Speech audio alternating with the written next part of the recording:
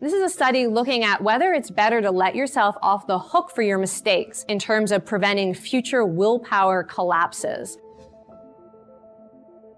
So I want to talk now about some of the research that tends to surprise people the most. When I first started teaching this class, this was the research people argued with. Like literally I couldn't get them to be quiet in the classroom because they were so convinced this could possibly be true. This is a study looking at whether it's better to let yourself off the hook for your mistakes in terms of preventing future willpower collapses. And so this particular study I'm going to talk about in a little more detail brought in people who were trying to manage their weight and eat healthy. And they gave them an immediate willpower failure.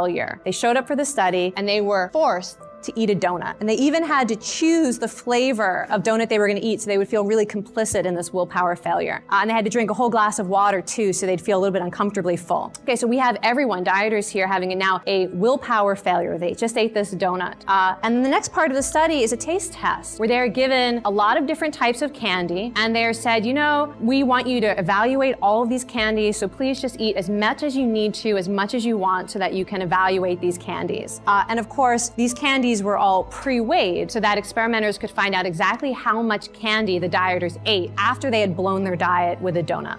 And in this particular study, the researchers had a hypothesis. They thought that the guilt that dieters experience when they fall off their diet actually really undermines future self-control. And so they wanted to create an intervention that would basically get rid of the guilt and shame that people feel when they make a mistake. And so in this study, half the dieters were randomly assigned to receive a special letting themselves off the hook message. So between the donut eating and the taste test, an experimenter came in and said something very simple. They said, by the way, we've realized now that some people in this experiment feel guilty after eating the donut. So there was an opportunity for people to recognize they might be feeling guilty. Second part of the message, we want you to remember that actually everyone indulges sometimes and we ask you to do it. So there's a kind of putting it in a broader perspective. And the last part of the message was a simple plea. Please don't be too hard on yourself about it. And then they went on to the taste test. And what the researchers found was that the women who had been given the self-forgiveness message ate less than half as much candy as women who had not been told, don't worry about it, it's not a big deal, which is exactly the opposite of what most people think. Most people think you make a mistake, you have a willpower failure, and you start saying nice things to yourself about it, that this could only lead to disaster. It would lead to licensing even more indulgence. And yet that's exactly the opposite of what was found in this study, and not just this study, but in a lot of different studies now. This is one of the sort of the strongest pieces of theory we have in willpower research right now.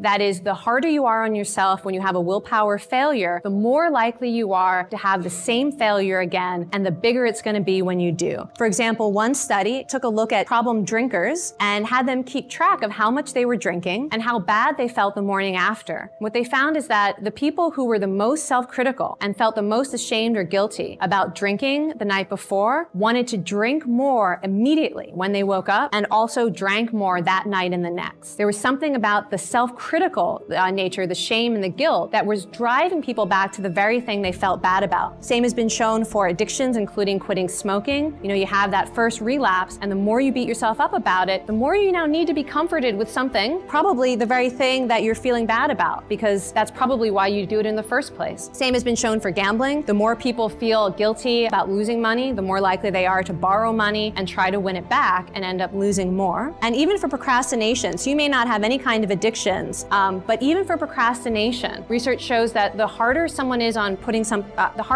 themselves for putting something off, the longer they procrastinate the next time. And all of this has to do with the basic fact that when we are feeling stressed out and guilty and ashamed, that is a state that puts us into the version of ourselves, the mindset, that is much more susceptible to immediate gratification, temptation, and anxiety. It's basically the biological opposite of what needs to be happening in your brain and body to remember your long-term goals and to be that other version of yourself, what we would call the willpower version of yourself. And as soon as you start piling on the guilt and the shame, your brain switches into that other mode in which now everything's going to be more tempting, including procrastinating or including smoking or drinking. So I just wanted to give you a sense of what it would be like to give yourself a self-compassion message. And I said this was a tiny intervention, this donut study. And this is basically all it was. And there are a number of programs now that are teaching people how to write these messages for themselves, literally have them scripted for the the moment they fail, for the moment that they procrastinated and they're late again, and to be able to whip this message out as a way of not falling down that hole that we often fall into. So the 3 steps of this message is, the first is mindfulness of what you're thinking and feeling. Noticing that you're feeling guilty, or noticing that you're feeling self-doubt or self-critical, maybe angry at yourself, and actually allow yourself to see those feelings. Because a big reason that people go from feeling guilty to giving in again is that they just want to get rid of that feeling. It's so kind of overwhelming, and they want to distract themselves from it with something that is going to get them into further trouble. And then the second step is this common humanity. One of the reasons that it is hard to find our motivation and our willpower is we start to feel like there's something uniquely broken with us. There's something about who we are that is wrong and weak, and that mindset makes it very difficult to tap back into your motivation or your strength. And so this message of common humanity is basically saying to yourself, you know what? This is part of the process of change. This is how things get done. Sometimes we procrastinate. Everyone is imperfect. And to recognize that this is not saying anything about who you are. It's saying something about the process. And what matters is how you respond afterward, not the fact that it happened at all. And then this last step is encouragement over criticism. And if you were to think about someone you were mentoring, you know, some of you probably have mentees here, or you think about a child that you care about or a dear friend, what would you say to them when they had a setback? And to say that to yourself, it might be reminding yourself of your goal. It might be reminding yourself of the big picture rather than the sort of